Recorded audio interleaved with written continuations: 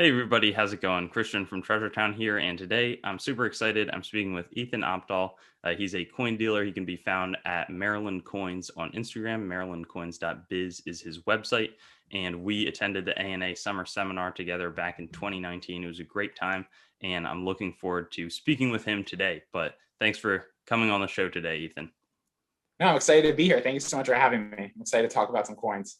So when we interview somebody for the first time, I always like to get a kind of detailed backstory, maybe how they got into coins and then their evolution all the way up to today in terms of what they're doing. Then we can kind of pick that apart and talk about some general topics. But what was your kind of journey to where you are today?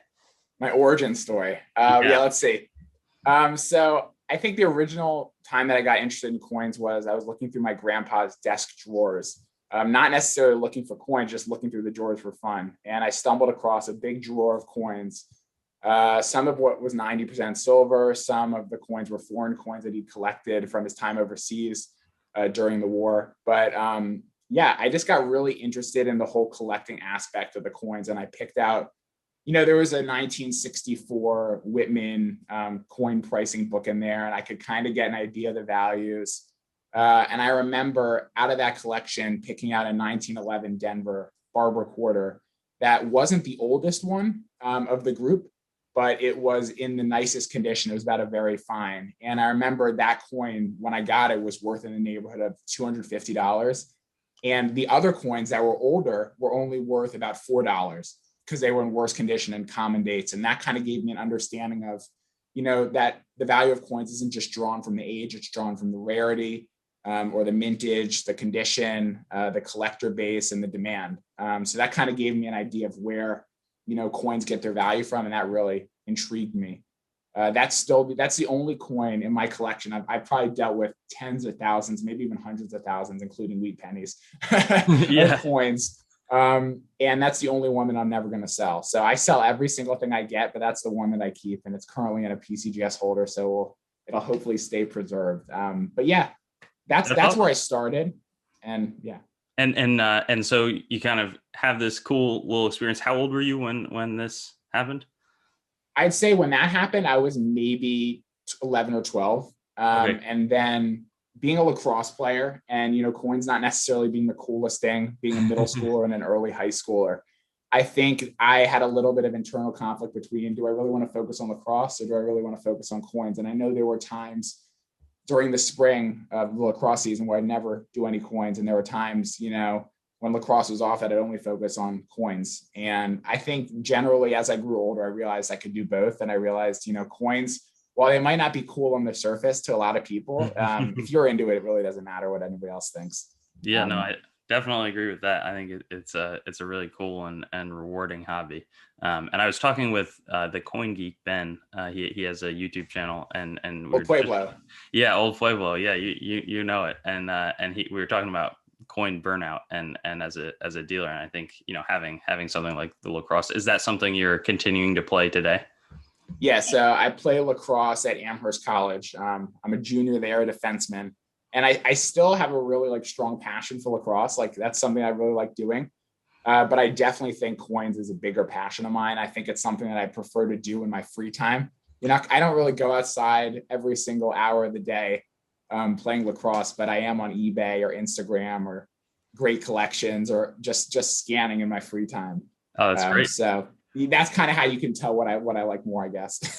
Definitely. No, so I guess you're enjoying both, kind of balancing that as you get through high school. When do you think it became more of a serious thing where you felt like, all right, I'm more of a dealer, and then also maybe talking a little bit about where you're at with it today, Sure. in terms of what you're doing.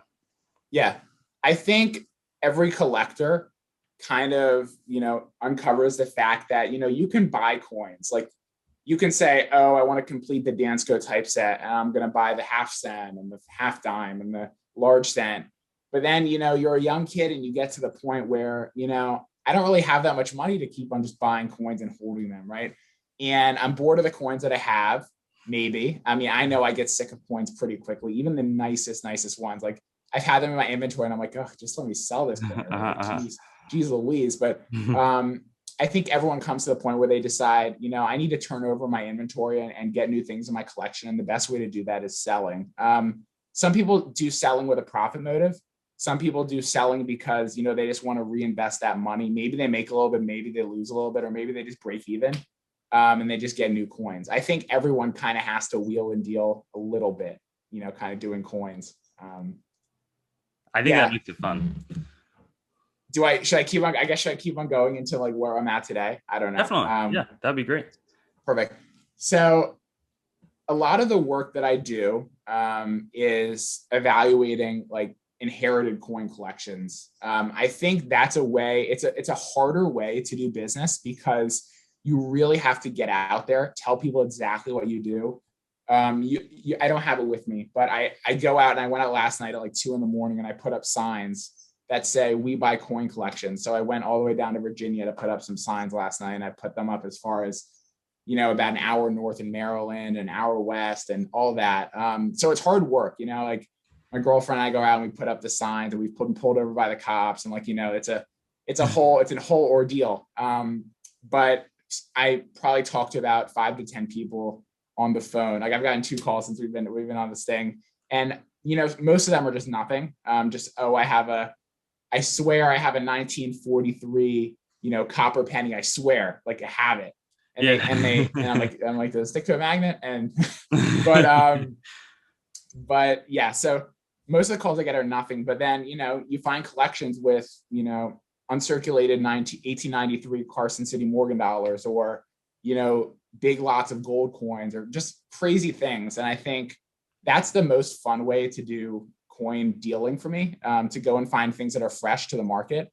But it's also the least structured and the least streamlined way of doing it, because you have to go and meet with people. You have to develop kind of a rapport with people and build trust and build, respect. It's not just I go to somebody who knows exactly what they have. We're doing a negotiation, done. Like it's not that at all. Like you have to write big checks for collections, maybe where 80% of it you don't want anything to do with. It's like 1980s proof sets, or Franklin Mint junk, or whatever. You don't want it. And then there's like the little bit that you're like, okay, I want this, but this person wants to get rid of everything, so I have to kind of work with that.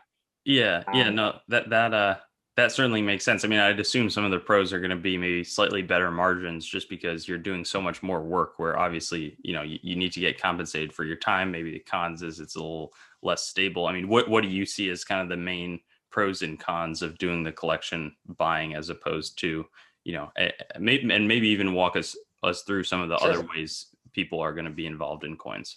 Yeah. So I think to go to the pros and cons of it, I think the main pro is that, well, okay, there's a few. I do it all the time. I love it. It's like my favorite thing in the world. So it's a lot of pros, but the number one thing is you got to meet a lot of people, and you got to kind of understand, how to build relationships with people. I bring gifts to people who I did evaluations for like 2 years ago for Christmas, right? Or like the holidays. So like it's like a business understanding that's outside of coins that makes it a lot more fun.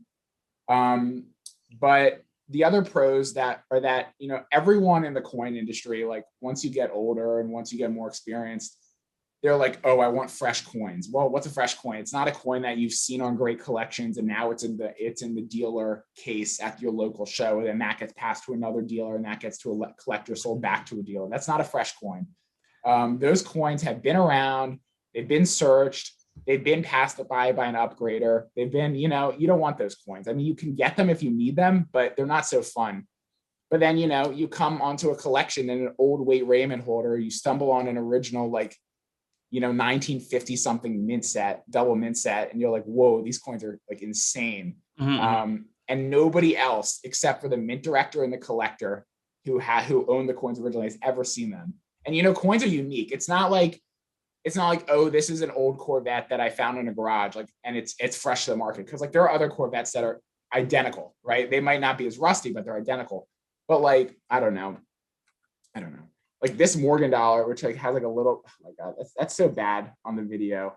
You can tell though, you can see the rainbow tone a little bit, but it's not great. The Proof Franklin, is so, it's not colorful. But, you find coins that are unique in their own way and nobody's seen them before. And then you post them on Instagram. They're like, oh my God, look at that coin. And you're like, yeah, it's fresh to the market. And it helps you sell the coins too if they're Mhm. fresh to the market. The cons of it are, what will I say here? The deal always doesn't work out. Like, you don't just go to these collections, make these people an offer. You can have the most wonderful relationship in the world with someone. It happens to me all the time. I went up to do an evaluation. They were happy with the price I gave them. It was way above what they thought. Like, they thought 5,000, like the offer was in the neighborhood of like 13. And they're like, whoa, but they're just not ready to sell. Someone's passed away in their family, Mhm. or they have sentimental attachment, or they're not quite ready yet, but in a year they will be. And you kind of have to deal with that. And sometimes it's leaving a coin on the table that you're like, whoa, like I just saw that, because you flip quickly, right? Be like, oh, I saw that coin, and that coin could be like a 67 plus at PCGS, and I'm not going to know. And it's just kind of out there. And you just have to like deal with that. And I'm kind of like that. My personality is like, oh, I want that. Like, let me just drive back and go get it, but you can't. Like, they're not your coins. So it's not so simple, and it's a lot of work. Mhm. I mean, you have to talk to people on the phone and have 10-minute conversations that aren't going to go anywhere. You have to go and meet and do evaluations for people who don't want to sell their coins, and you've wasted 3 hours. But you don't want to pressure people into selling, because that's not how you do business. Yeah. So there's a lot of heartache, but I'd say for the most part, it's a positive experience. Yeah, yeah. What percent do you think of the time when somebody calls you up with a collection, how many times is it something interesting that you want to buy, and then Mm. how many times once you're interested do you think you get to make the purchase? So what I'd say is, initially the way I found most of the business was through testimonials online. Like, I did an evaluation. I'd say, can you post a testimonial about your experience? Those, I think the amount of people who contacted me, like from seeing those testimonials, about like more than half of them had like an actual coin collection, like a Mhm. sizable one, like one you'd actually want to go and purchase. From the signs, it's a lot of people who see the word coin collection and they say, oh, I have like a pocket full of change, and this is coins, and I guess this is a coin collection. Like, let me call this guy. Yeah, yeah. And they see it on the side of the road, and it's just like a quick, like, open up the phone, ding, ding, ding, ding, call them. I'd say 5% of the people who call me on the phone, and given that I get 10 calls a day, or maybe 5, it's every 2 to 4 days I'll find one that's like, oh, I like this collection, like this is probably going to be good. And then after that, I'd say about 80% of the people end up selling the collection. So that the numbers dwindle down pretty quickly. So you just kind of have to persevere, I'd say. Makes sense. And how, like, has this been the way that you've done it the whole time, or have you ever kind of dabbled? You mentioned upgrading coins. I assume that that's something that you do. I know you Yeah, have a lot of nice coins on your page and Instagram. So is thanks. that something you do? And then, yeah, has it changed how you've operated the business? So I think upgrading is something that's a lot of fun. It's the best if you're good at it. And I'm not going to say I'm an expert. There are some people who are really expert, and they don't want you to tell you. You're not supposed to say their names out loud, because you're not, like, they don't want to go through a show and they're like, oh, there's the upgrader, like there he goes, like across the Yeah, board's yeah. floor. I know who they are, there, or at least some of them. And upgrading is the best way, if you're good at it, to make a lot of money in the shortest period of time with the least amount of work. Like, think about buying a $10,000, not $10,000, like 10,000 coin collection or 1,000 coin collection. You have to sell each one of those coins individually. You're making a margin, but not like a huge margin. And it's a ton of work, Hmm. right? And then there are some coins like there's a few that come to mind, but like, for example, taking a Franklin half dollar from a 6 full bell lines to a 7 full bell lines. Like, for a 52 Denver, 6 full bell lines like a $300 coin, and a 7 full bell lines like a $15,000 coin, right? So that's one point. I've seen it done before.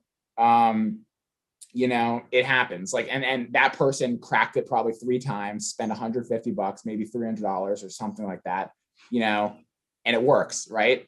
Some good Um, margins.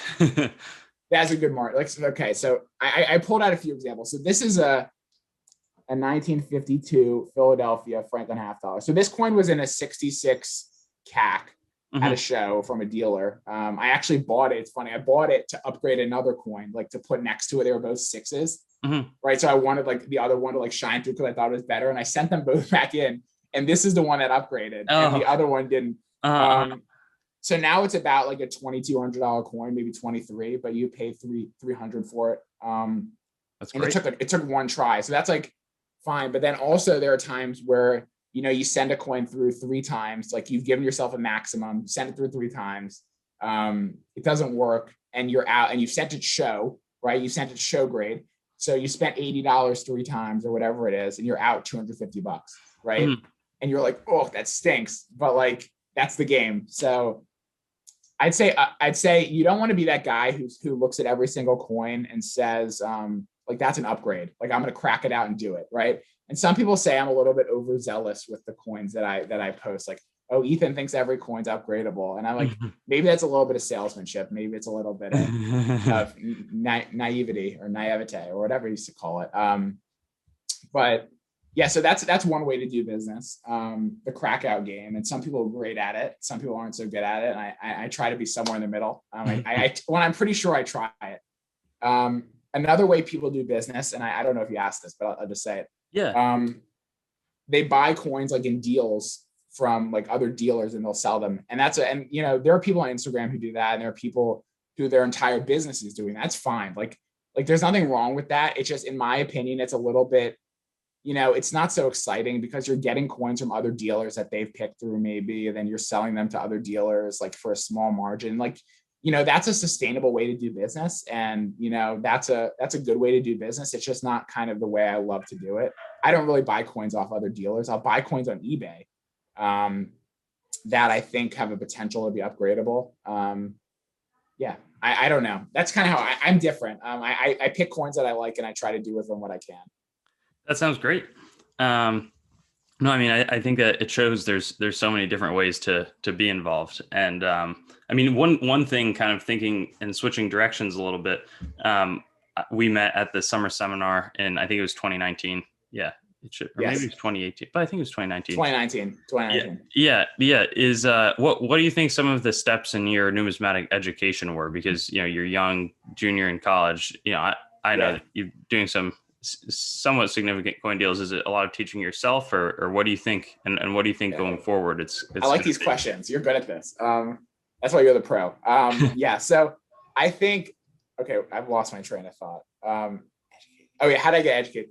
I think the number one, well, first off, to preface the whole thing, I think, the ANA summer seminar is the best thing in like the entire world. Like, if you can go to that and you can get a scholarship to go to that, I don't think there's like a better way to spend a week of your life. In between, for me, it's the free food. Like, you get the free food, so like, you get the free flight. Like, that's awesome, right? Like the food's pretty great. Like, the hockey players are there too, but like, you get over that. So, the food's pretty good. And, the people teaching the classes are just at the very top of their game. They're just like people who've been in the industry for so long.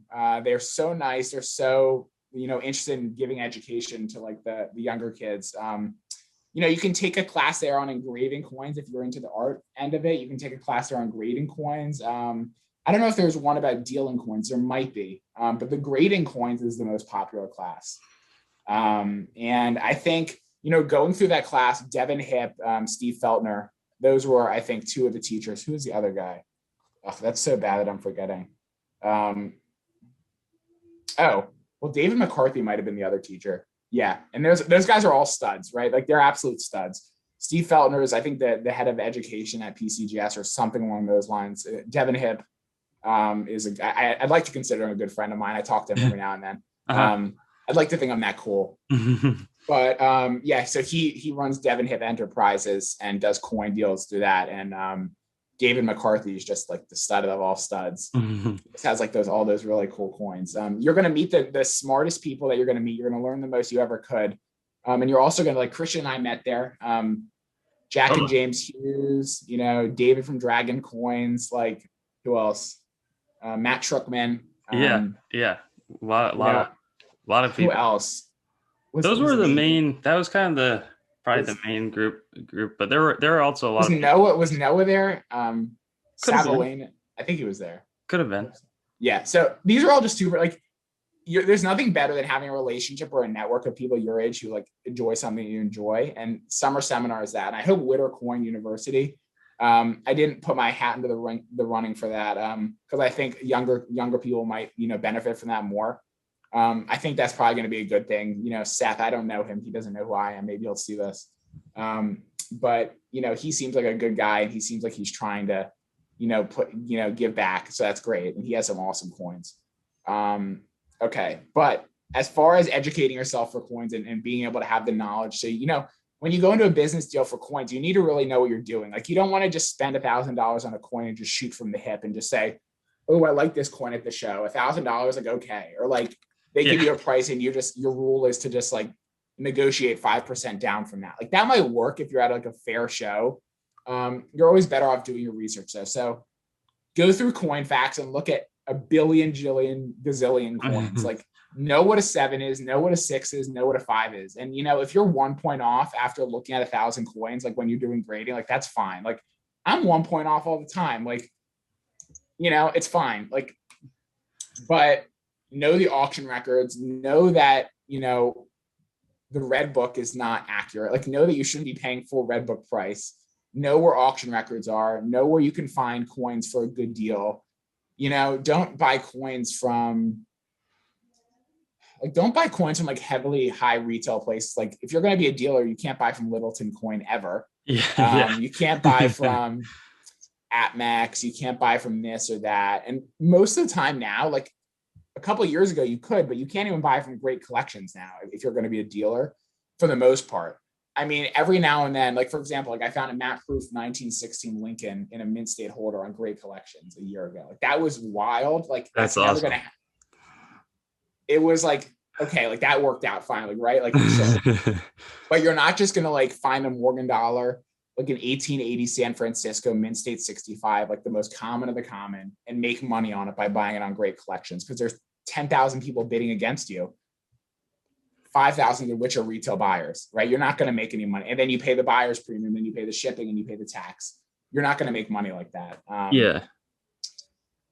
However, if you do develop, like, this isn't the way I do it, and I probably should, but a lot of my friends will develop a relationship, and I think, Christian, you told me, with like a local coin store. And, hey, Christian, like, I've gotten in this group of coins. I know you collect this. Like, let's come in, let's make a deal. Like that, you can get a good deal, because if you buy 10 coins from someone who's just bought them for 1,000, you're going to offer him 1,100, and he has to do no work. Like, he might take that deal if he was going to make 1,200 piecing them out. Definitely. So, yeah, I hope that covered it. I hope that was sufficient. I don't know. No, I think it was a great overview. It was great learning. I'm really excited for Witter. I think it'll be, I don't know. Are you going to that? Yeah. That's sweet. Okay, good. Okay, good. I didn't know that. So that's wonderful. When is that? Is it like, it can't be like more than a week away, right? Yeah, no, I think it's in a week. And I was like, hey, I really want to meet.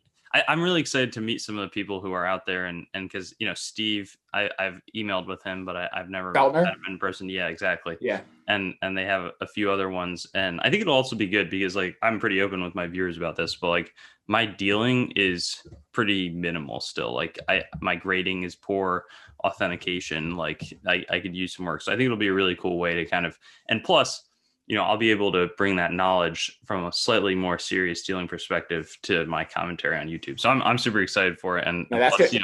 It's a week in San Francisco. The more I see about that, the more I regret not applying. I'm like, oh, that looks kind of cool. Like, am I correct that like you're getting flown out there and like you have like lodging and everything? I think so. They've been generous, and I'm thankful. I think it's maybe a community supported coin effort. Like I think PCGS maybe has some involvement. Seth is. There are some huge people in coins. Like I'm sure they can find the money somewhere if they want to like get kids there. Yeah, no. So I think it'll be a cool. That's awesome. Non ANA summer, but it'll be fun. One thing we've talked a lot about in the interview, but haven't really honed in on it. So going to coin shows, is that something that you do a lot? And is there money to be made at coin shows? I mean, I assume it's super fun, meet a bunch of people, but what does going to a coin show look like for you? Okay, so I guess like for people who haven't gone to a coin show, you should definitely go. Coin shows have slowed down a bit because of the coronavirus. They're picking up. And then there's like two distinct groups of people who go to coin shows, in my opinion. There's the people who are willing to fly to a coin show, and they're the people who don't really do go that route. So, there's going to be a PCGS members only show. Like I'm a member of PCGS, like maybe you're a member. I don't know. Yep. Yeah. I assume you're a member. So like you and I have the opportunity to fly to Vegas every month and go to this PCGS members only show. Like we have that option. because we're members, right? But you're going to have to spend however much money. And if you send a certain amount of coins to grading, I'm pretty sure they'll give you a room.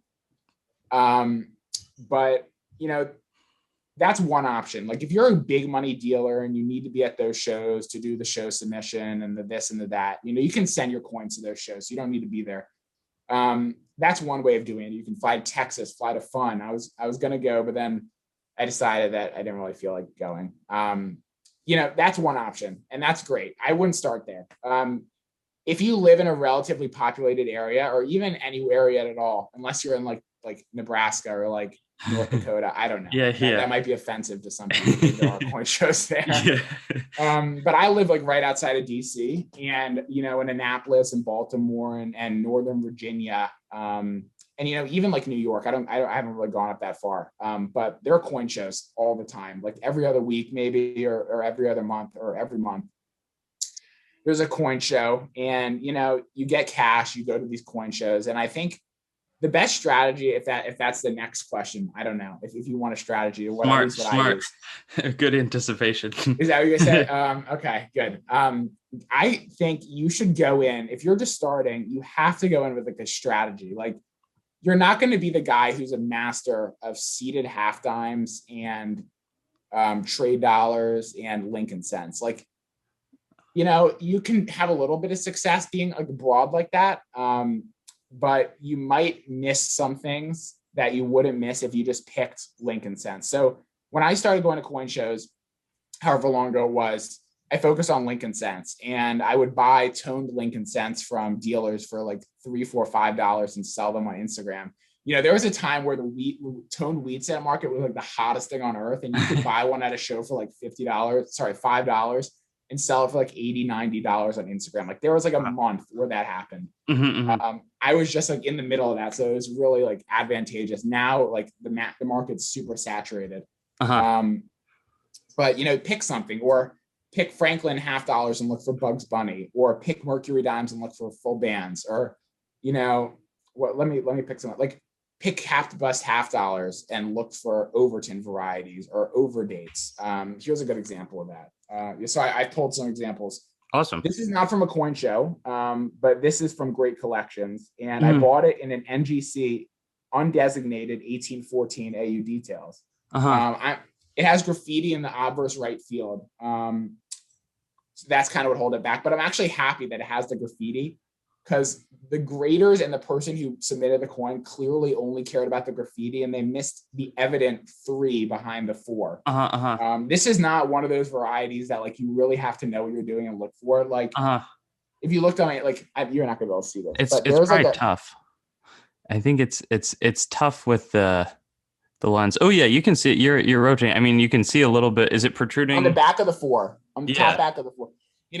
So like I was going through Great Collections. I clicked on this. I'm like, why am I even clicking on this AU detail? Like, you never buy a details coin if it's like so like it's hard to sell. Like I've had this coin for a year. Like I made the upgrade. Like I had it for a year, right? But like I was able to get it for like $200 on Great Collections, and it's like if it was on graffiti AU, it would be like a $4,000 coin, and I'm trying to sell it for like $1,300. Know what you're looking for and find the varieties, and don't be the person that's only going to buy high-end coins that are already graded 7+ and like try to brag to people. Like you can be that person. Nobody cares. Like everyone thinks you're a jerk. Like listen, like okay, to the people on Instagram, don't be the person who just says like, oh, like here I am with my like registry set of this and this, and I'm so like great in that. Like if you're a registry collector with a collection, that's wonderful. Like Aurora Borealis has amazing coins, and that's not what I'm talking about. I'm talking about people who will buy high-end coins just to brag about them and then sell them for less than they paid. Like, don't be that guy. Yeah, that doesn't sound like a winning strategy. There are people like that, like people because they want it. Like they're the people who buy like a tripped out like Rolex, or like rent a Lamborghini for a day. Like that's what you look like when you do that. Yeah. But know the varieties, like, and look for them at the coin shows, and you're gonna find them, because dealers, they get so many coins, like they don't care. Like they're not gonna look through, like a young person like us would look through Franklin $50 and sit down with the book and like take the time to look for full bell lines. Like these people just want to like pay their rent. Like they Yeah, want to just yeah. like sell coins. Like they're not looking at that, and you can, exploit that. So that's the best strategy at a coin show. And then maybe you advance to having a bigger repertoire, and you can, go through. I don't even do this at the coin show. Like I'll try to upgrade coins sometimes, but like I'm not the guy who's like picking up every single coin and saying, "Can I get this 1 point upgrade, or is it even worth it?" Yeah, yeah. That's like really advanced. And those are the people who buy the early bird passes. Who are able to like go like not in the right light and try to find like an upgrade coin at a show. That's my That's 2 cents. that's interesting. No, that's very helpful, and it's a great perspective. I think there's a lot people don't really realize, and I appreciate how you're explaining it. I'm trying to think in terms of other ways, or is there anything interesting that some favorite coins that you own or think is super interesting? Maybe starting with the Lincoln Cents, branching out a little bit, Okay. and then also. I was thinking of this question before, and anything that's pretty hot if we were doing like a current market update, like what's super interesting right now? Okay, let me start with that because that's probably like a more relevant question. Yeah. Okay, things go in and out of being hot, and you don't want to get caught on the wrong end of that. Like Yeah. that's my biggest advice.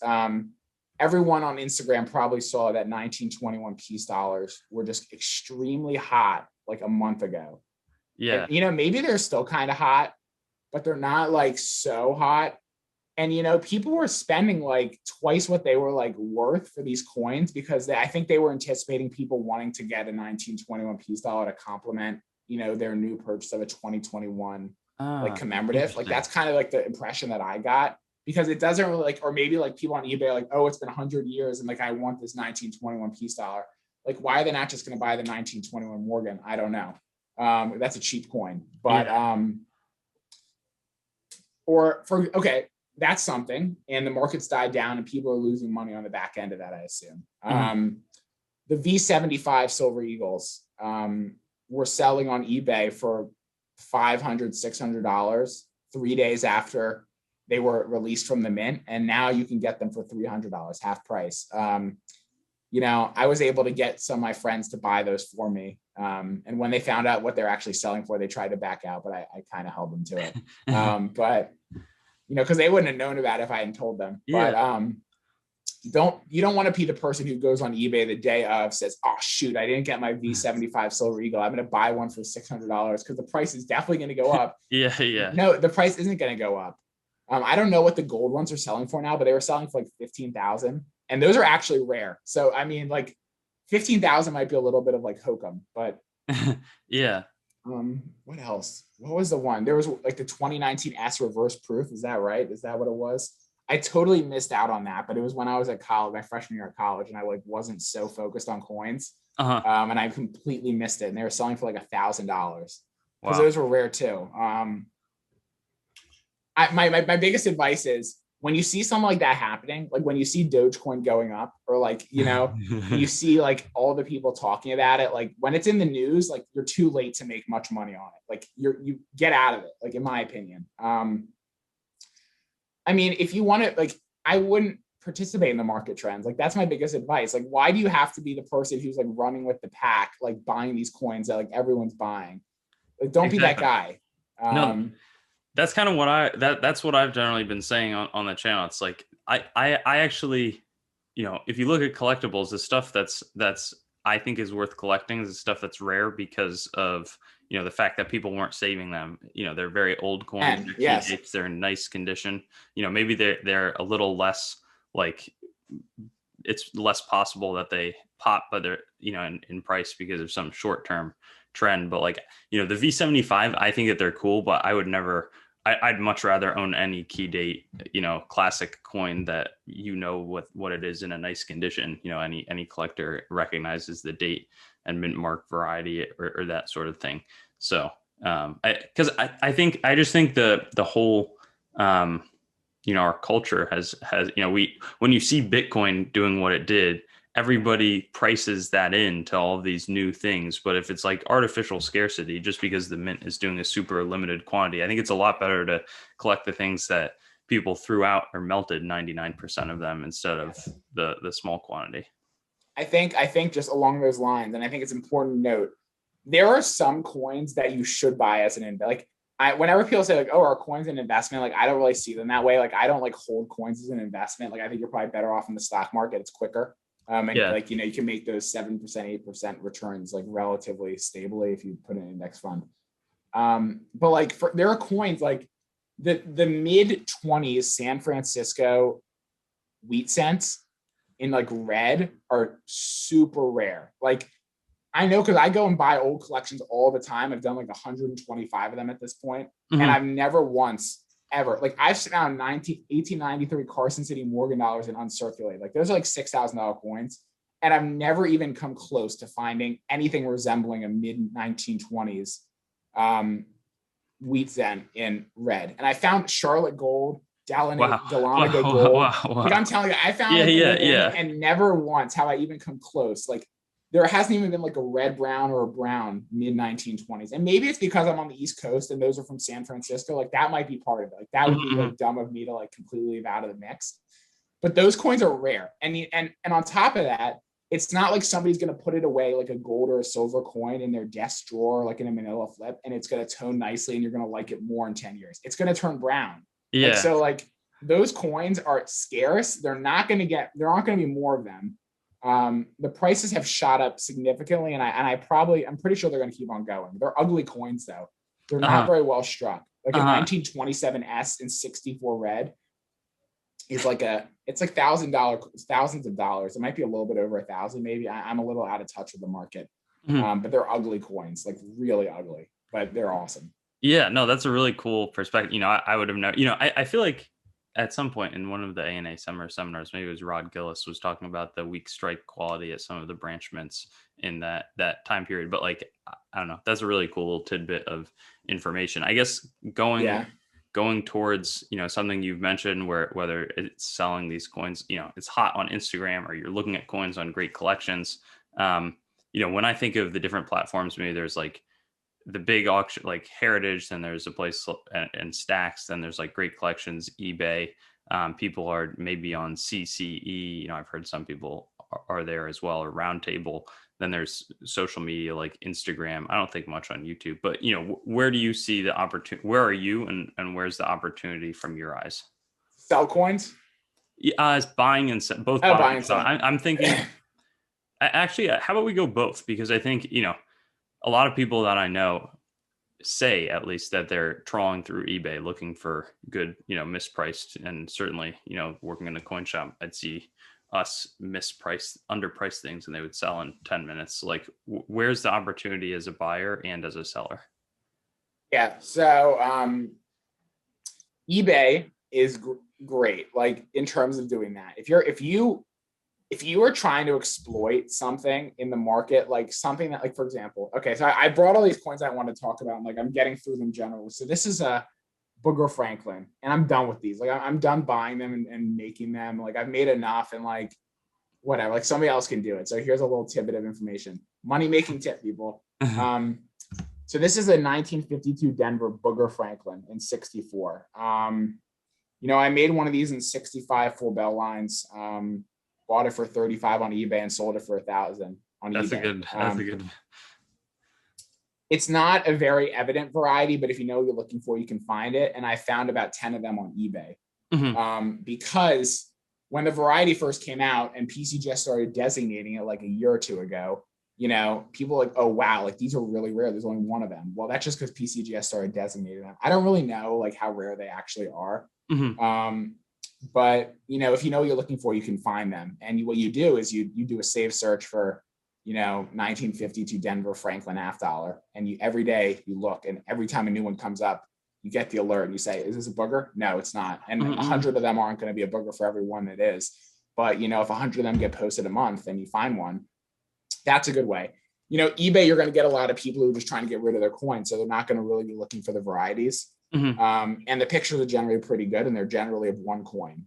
So that helps.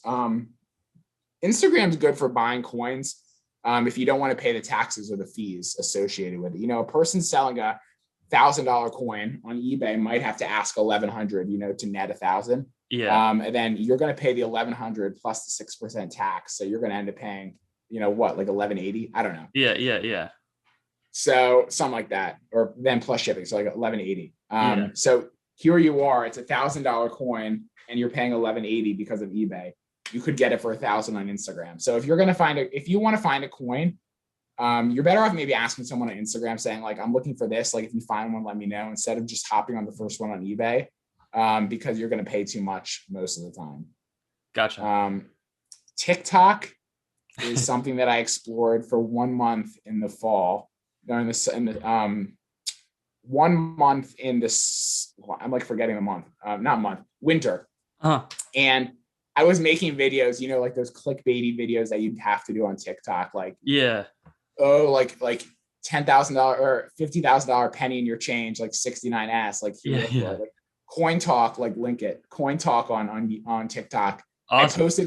I posted for all of 1 week, and I somehow amassed like 5,000 followers and like had like 200,000 view TikToks. Mm-hmm. I'm under the impression that TikTok inflates your views like to pass where you want to get you addicted to the app. Like there's no way that happened. Then I stopped. But like whatever you can do to gain exposure, then Christian, like you're on YouTube and you have 80,000 subscribers, which is insane. Like I've seen that, and I'm like, oh, I want to do that. And like, but I know how much work you've been doing on this, like in terms of, when we were at Summer Seminar 2 years ago, I think you were already to like 50,000 or something. Yeah. No, it's not. Yeah, it's not quick. It's not a quick thing. It's a lot of work. I mean, I enjoy it, and I think for me, it's also a lot of the benefit is like maybe long term it could definitely help if I did something in coins more seriously, but it's also like it's good to try to be a good point person for new people. And I agree. No one's going to recognize me. They're only going to recognize Treasure Town. So if you, then I could be like, oh, where there's Ethan from Maryland Coins. Like, no, there's Christian from Treasure Town. Like, so maybe right here. I considered that once, and I was like, Christian's putting so much work. He posts 6 times a week, and he's gotten to where he is because of how much work he puts in. And like, are you really willing to put in that much work? Like like to do YouTube? Yeah. Because like, it's an important thing. And it's just like, there's so much that has to go into it. Yeah, no, I think that's maybe people don't realize. People talk, and I think as many people, I think if we had 10 people with the same amount of subscribers appeared tomorrow, I think it would be a good thing. I think it would just increase the amount of people interested in coins and watching each other's videos. But like, there's a lot of really boring putting presentations together and editing videos, and sometimes it's I'm kind of looking for some help right now, and it's tricky because a lot of people think that they want to do it, but then when you're paying them hourly with the amount of work that they do is very inconsistent with $12 an hour, whatever it comes out to. So I can't afford hiring somebody full time. So but it's fun. It's so hard. I want to hire someone full time to like deal with my wheat cents and my buffalo nickels and my 90% sorting. Like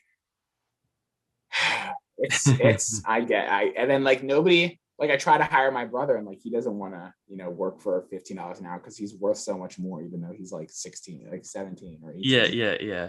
I mean, who even, like, you can't make more than $15 an hour anywhere. Yeah. Unless you're like in some like like when you're 18 years old. So yeah, I get it. But no, okay, I didn't remember the question. Now we're just talking. But yeah. No, I think we were just chatting. I'm trying to think. What do you think the future holds in terms of the next 3 years and then the next 10 years in terms of you and your involvement in coins? For me, I was going to go into like a whole spiel about. Let me go into the spiel first. Yeah. Is this for the future of just coins itself? Yeah. Okay. Yeah. Let's. So yeah. What's your thoughts on the next 3 to 10? I think it's interesting that we were seeing, Blackstone acquiring CCG or a majority stake in that. Totally. Blackstone is a firm that like I'd love to work for. Yeah. I've tried to reach out to people there about the acquisition. Haven't heard back. That's life. But that's what I was thinking. that makes 2 of us. You really?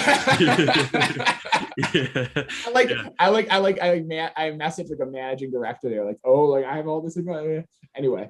And then PCGS getting acquired, Collector's Corner, or Collector's Universe getting acquired by, I don't remember who they got acquired by, but I think that was a private sale. I think it's Nat Turner and Point 72, which is Steve Cohen, the guy who bailed out Melvin, and he's local in my area. But anyways, another. Yeah, so there you go.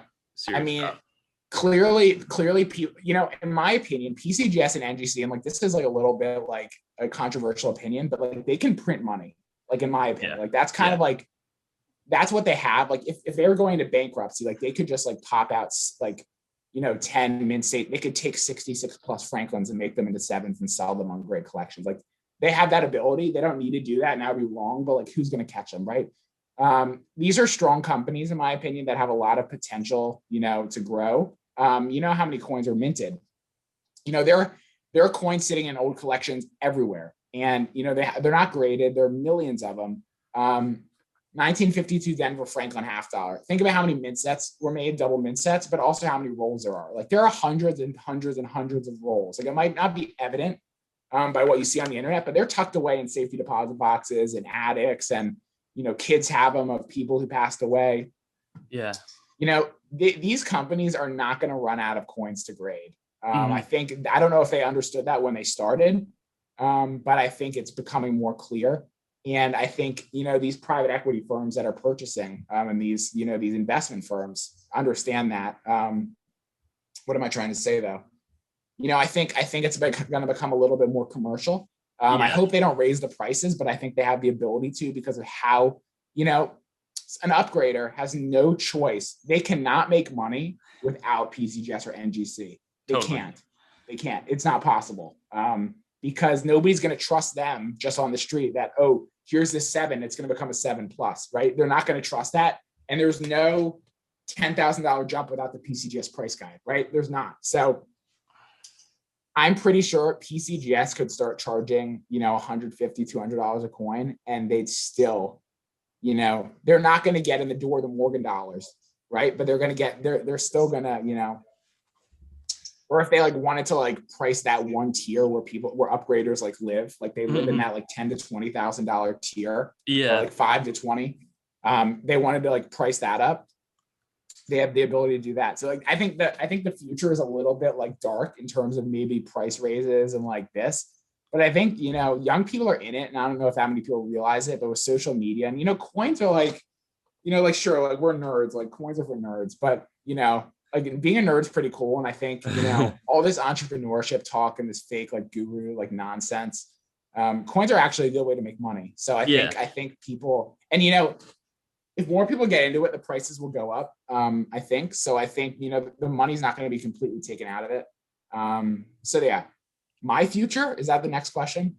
Yeah, well, I mean, I kind of want to explore some of these ideas. I mean, I've thought similar in terms of the PCGS and NGC. I mean, I think that, I wonder how much registry collecting is what's driving the prices, and also how much dealers selling to other dealers who are going to sell to another dealer is inflating the price. Like, what's the true collecting potential? And then also, I totally agree with you on as people grow. I think it's one of the best if you are good at doing business, you can speak and write English.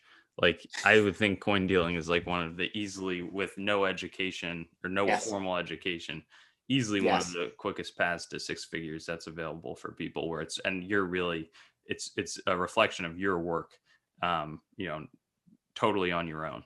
I think like there's you see these people who are like, oh, flip real estate, or oh, like affiliate marketing, or oh, like those people are like nonsense. Like don't, like they're lying to you. Like you think anybody in the coin industry is like just gonna like take a video in front of like a Lamborghini? Like no, like like come on, guys.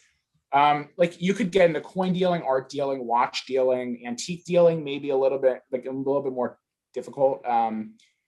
Even day trading is not going to be your best way, because there's a huge potential to lose money. And I think something like 80% of like, or 80% of day traders lose money, and the other 15% of the 20% left, like don't even make a fry cook salary. Like that's what I've heard.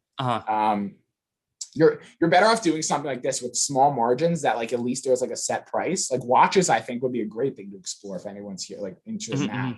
Or like some stuff like that. And like coins are great because they're easy to ship. They're not heavy. You can keep a lot of them in a small amount of place, and you can hold a lot of value in a small amount of place of space. What was the question? Well, we were I forget it.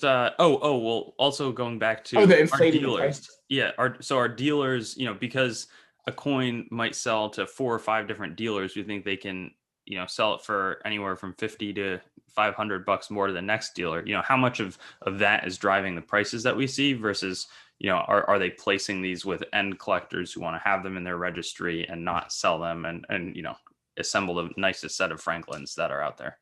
It's interesting because I don't really know that many registry collectors. Like, I don't know that many people who are like, like a dead stop, like this coin is mine, like it's not going anywhere, right? Like that would be the argument to say that like the prices aren't going to continue inflated. What I think might be is that they might go dealer to end collector, who then sells to a dealer for like 20% less than they paid. So it's Mhm. like step up, and then like Yeah, yeah, step up, yeah, yeah, like a triangle. Like I don't yeah. think prices can't rise forever. Like everyone knows that. And some dealers going to be like, oh, this is BS. Like I'm not going to pay that. And I think a lot of dealer pricing comes by like pricing, like buying coins a little bit under auction records. And if the next dealer is going to not pay more than the dealer before because of the auction records, like I don't really know how prices move. And like I'm always interested in that. Like even the stock market, like how prices move, is kind of interesting to me. Yeah. But yeah, How much are you doing business with other dealers versus selling to, are you selling on eBay or where do you think the best place to sell for your purposes is? yeah, I'm weird. Like I don't do it the way a lot of people do it. I almost don't do any business with dealers. Hmm. Um, when I do business with dealers, it's only selling. I don't buy deals from people because I think that's boring. And if I was doing it full time and I needed to make $100 to get dinner, I don't know. Like, sure, I'll buy a deal from someone. Like, fair enough. Like, okay, if I needed to do that. But when I sell to dealers sometimes if I've come Hmm. across, for example, like 100 sealed 1964 proof sets. Sure, I can put them on eBay and get, $35 a piece plus shipping, right? But that's Hmm. going to take forever. Or I can sell them as a lot for $30 each to a person who's then going to take the time, to sell them individually. Yeah. Um, I sell to dealers. I'll sell 90% to dealers. Hmm.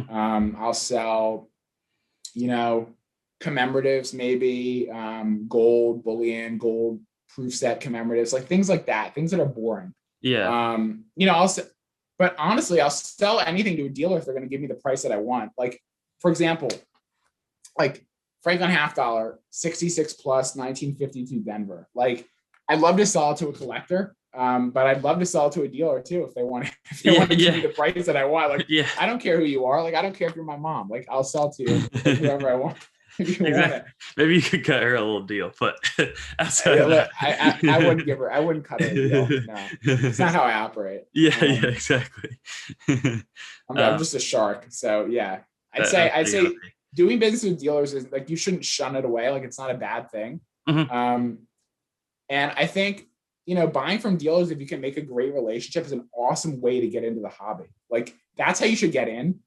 Find a dealer you trust. Buy coins that they're going to let you make a little bit of money on their coins. Like you're not like I've let a young kid making money on my coins. Like I do it all the time. Like because if I buy a coin for 100 and it's worth 150, like I'll sell it to someone for 140 or 145. Like go in and find those deals and make that small margin. Amass $1,000, then start doing your own thing. Like amass $10,000, then do a little more. Amass 100 and do a little more. Like Yeah. that's how you have to do it. You can't start off. I mean, you can, but like I don't think it's the best way to start off by spending all of your money on one coin and marketing it heavily, selling it, and buying one more coin. Like you're better off maybe buying a deal from a dealer. Yeah, no, that makes sense. I think the low margins is really or lower margin, smaller coins because yeah, dealers don't want to, $100 coin. A lot of dealers that I know are happy to sell it for, 75, so you can sell it for 90 even. Exactly. It's they have to pay the bill. It's often Yeah. a big difference. Plus, if you're doing it for fun, you can, if you enjoy coins but you're not Yeah. doing it as a profession, you can take your time. You don't have to worry about necessarily the P&L as you're moving through um, the earlier stages, I would imagine. So, anyways, I just think don't stop. Don't stop. If you continue to love coins, like you're going to be okay. Like I think that's the number one thing. Like that. If I could give one piece of advice, like like love coins and everything else will work out. Like buy coins you love, someone's going to love them more than you and pay you more than you paid. Like that's like the coins that I have made the most money on are the coins where I felt dumb for buying it because I felt like I was moving with emotion. Those are the coins that you're going to do the best job on. The coins that you do the worst job on are the coins that, oh, this is an ugly Morgan dollar that I've just gotten a great deal underbid for. And wait, why is nobody buying this ugly Morgan dollar? Well, how about because there's 10,000 other Morgan dollars in the exact same grade that are blast white? Like, why are they going to buy yours? Yeah. Like, what do they care that you're selling it for 10% less? They don't want your ugly coin. Yeah. Don't buy ugly coins. Don't buy clean coins. Don't buy coins that have been passed around. Buy coins that you love, and like everything else is going to work out. Like, don't pay too much, right? Like be reasonable, but like you don't have to act with like. That's what I did in the beginning. I bought coins only that I talked about this in an interview yesterday. I was so risk averse, tunnel vision, that I bought coins that I was sure I could make money on. Fine, you're going to make a little bit of money. You're going to make 10% on coins by buying from this thing and selling to this thing, but you're never going to do anything special. Like you're never going to do anything special if you stay in like that tunnel vision. Like take a risk. Like that's the biggest thing I'd say. Buy a 1950 proof set. Like buy a 1950 proof set and crack out the 1950 half dollar and take a risk. Send it show and get a good grade. Like don't be the person that's gonna be afraid to like do big things. Be bold. Yeah, be bold, Christian. Yeah, exactly. Gotta take some risks. I think that's a pretty good place to wrap things up for today. I know. I wanted to end with something that would like be important to me. Like that. That's the biggest thing. Just like don't be afraid to take a risk and always be calculated and always do your research. But like jump a little is what I'd say. Awesome. I look forward to having you back in the future. This was fun. I'm psyched about it. Thanks for watching the video. I'd encourage you to like, comment, and definitely subscribe to the channel and connect with me on Facebook, Instagram, and Twitter. I also have a website, treasuretownYT.com, where you should go so that you can learn more about coins as well as what's happening on the channel and possibly find a place to sell your coins and collectibles. I also want to talk about some of my other projects like coinmeltprice.com, which shows precious metals prices as well as the melt values of coins containing those precious metals, both US and world. I also have coinsmetalscards.com, which will develop into a full marketplace, as well as a news source for coins, metals, cards, as the name might suggest. And then treasuretowncoins.com, which long-term will be my coin dealing entity, separate from the channel. And lastly, whatsthegrade.com, which will be a stickering service for already certified collectibles, where you can get a approval or verification of the grade on the holder. Hope you have a wonderful day, and I look forward to seeing you on some of my other videos.